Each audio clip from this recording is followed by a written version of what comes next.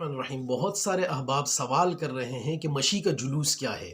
تو اللہ سبحانہ و تعالیٰ نے ہمیں قرآن کریم میں بتلایا، ان الصفا والمروۃ من شعائر اللہ، صفا اور مروہ کے درمیان کی جو سعی ہے اس واک کو عبادت یا شاعر اللہ بتلایا گیا ہے۔ اس کے علاوہ کسی قسم کی کوئی واک، کوئی اربعین، کوئی مشی، کوئی ڈرامہ، کوئی بدعت عبادت نہیں ہے۔ اب نجف سے کربلا تک ایک سڑک ہے 80 کلومیٹر کی جو دو شہروں کو ملاتی ہے، اور اہل تشیع ایک عقیدہ بنا بیٹھے ہیں۔ یہ بھی ابھی جا کے کوئی عقیدہ بنا ہے۔ ان کے جو علمی مراکز ہیں قم کے یا نجف کے، اس میں جب ان سے یہ سوال کیا گیا کہ اس 40 واک کی کیا ہسٹری ہے، کیوں کرتے ہیں، تو اس کا کوئی جواب، علمی دلیل، کوئی فتویٰ، کوئی اس پہ حجت، کچھ بھی نہیں ملتا۔ ان کے جو اہل علم ہیں وہ اس بارے میں خاموش ہیں۔ کوئی کہتا ہے فلاں نے کیا، کوئی، لیکن اس کی کوئی اصل نہیں ملتی۔ تو یہ ایک رسم بنا دی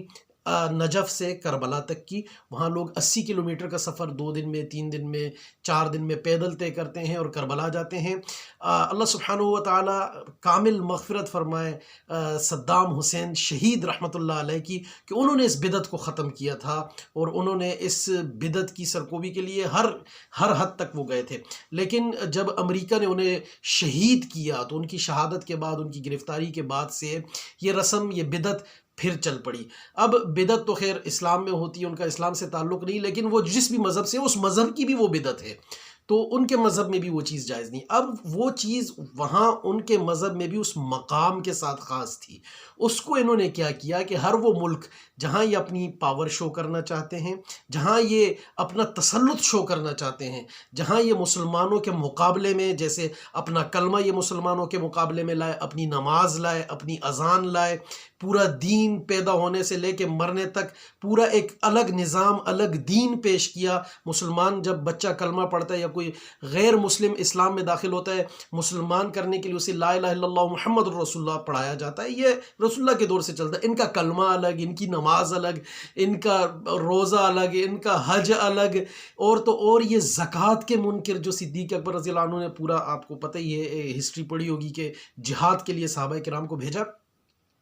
تو انہوں نے یہ ایک اپنے مذہب میں بھی، جو ان کا مذہب ہے، جو کہ اسلام کا جس سے کوئی تعلق نہیں، اس میں بھی ایک بدعت جاری کی، اور اس بدعت کی اب یہ شبیہ یا تشبیہ آپ کہتے ہیں، وہ 40 واک یہ پاکستان میں اور پاکستان کے تجارتی مراکز میں، جہاں 15,000 رینجرز لگ رہی ہے، 48 روٹس لے رہے ہیں، اور پھر دھمکیاں دے رہے ہیں کہ ملک کی سالمیت خطرے میں پڑ جائے گی، ہم یہ کر دیں گے، ہم وہ کر دیں گے۔ اب سی ٹی ڈی نے تھریٹ الرٹس جاری کیے ہیں کہ بھائی ان کو روکو، یہ فضول میں بزنس لوگوں کا بند کر رہے ہیں، کووڈ کی وجہ سے لوگ غریب، مہنگائی، یہ ساری چیزیں ہیں، ان کو روکو۔ یہ کیوں لوگوں کے کاروبار بند کرنے پہ تلے، کیوں لوگوں کو تنگ کر رہے ہیں؟ اور سالہ 2-2.5% ٹچے لوگ جو اقلیت ہیں اس ملک کی، وہ اس ملک کی اکثریت پہ کیوں حاوی ہو رہے ہیں؟ اداروں نے اپنی رپورٹس دی، ایجنسیوں نے اپنی رپورٹس دی، اور بار بار حکومت کو کہا ان کو روکے، لیکن وہ عزاداری کونسل اور ان کی بلیک میلنگ، اور ظاہر ہے پیچھے ایران، پھر ایران کا آج کل ہندوستان کے ساتھ گٹھ جوڑ، پھر اسرائیل ان کی سپورٹ کر رہا ہے، تو انڈیا، اسرائیل، ایران، یہ پورے مل کے MI6 ان کی کافی حد تک جو بھی پاکستان میں تخریب کاری کرتا ہے یا مقدسات کی توہین کرتا ہے، اس کو MI6 UK میں جو ہے برطانیہ پناہ دے دیتا ہے۔ ہم حیران ہیں کہ آخر اتنی آسانی سے ان کو یہ اسائلم کیسے مل جاتے ہیں؟ وہ اس وجہ سے کہ یہ مقدسات کی توہین کرتے ہیں، وہاں جا کے چھپ جاتے ہیں۔ اب اس ساری کارگزاری میں ایک چیز آپ دیکھیں کہ جتنے مجتہدین ہیں ان سے آپ یہ سوال کریں، وہ اس واک کے سرے سے مخالف ہیں اور اسے ایک فتنہ قرار دیتے ہیں۔ تو یہ 40 کی واک یا مشی کا جلوس صرف اور صرف فتنہ، صرف اور صرف اپنی پاور شو کرنے کے لیے، اور صرف مسلمانوں کے جذبات مجروح کرنے کے لیے ایک ایونٹ آرگنائز ہوتا ہے جس میں اپنی پاور شو کرتے ہیں اور مسلمانوں کو بتاتے ہیں کہ دیکھو ہم تمہارے گھر میں، تمہاری مارکیٹوں میں، تمہارے بازاروں کے سامنے سے گزر رہے ہیں اور ہمیں حکومتی سرپرستی بھی حاصل ہے، جبکہ ان کے خلاف جمعیت علماء اسلام سمیت دیگر مذہبی اور معتدل سیاسی جماعتوں نے بھی FIRs دادو میں، جیکب آباد میں اور مختلف علاقوں میں لانچ کروائی ہیں۔ 8 FIRs تو آج میرے پاس آئی ہیں جو جمعیت علماء اسلام نے اس محرم سے اب تک ان کے خلاف لانچ کروائی ہیں، حالانکہ انتہائی معتدل جماعت ہے، اور انہوں نے بتایا کہ بھائی یہ لوگ اس طرح کی گستاخیاں کر رہے ہیں، خدا را ان کو لگام دیجئے۔ آج کے دن بھی ہائی کورٹ میں جمعیت علماء اسلام کے وکلاء پیش ہوئے تھے، اور انہوں نے گستاخ صحابہ جو ایک ہے جس نے گستاخی کی اس کے خلاف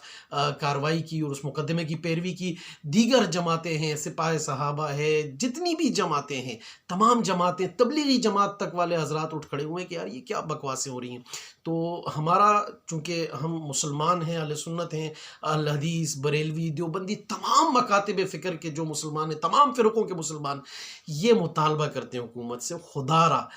جو ایک چیز ان کے مذہب میں بھی رسم اور بدعت ہے اور کوئی ضروری نہیں ہے، جس کی کوئی اصل نہیں ہے، اس پر پابندی لگائیں اور ہمارے مقدسات کی توہین بند کروائیں. جزاک اللہ خیرن فی الدارین.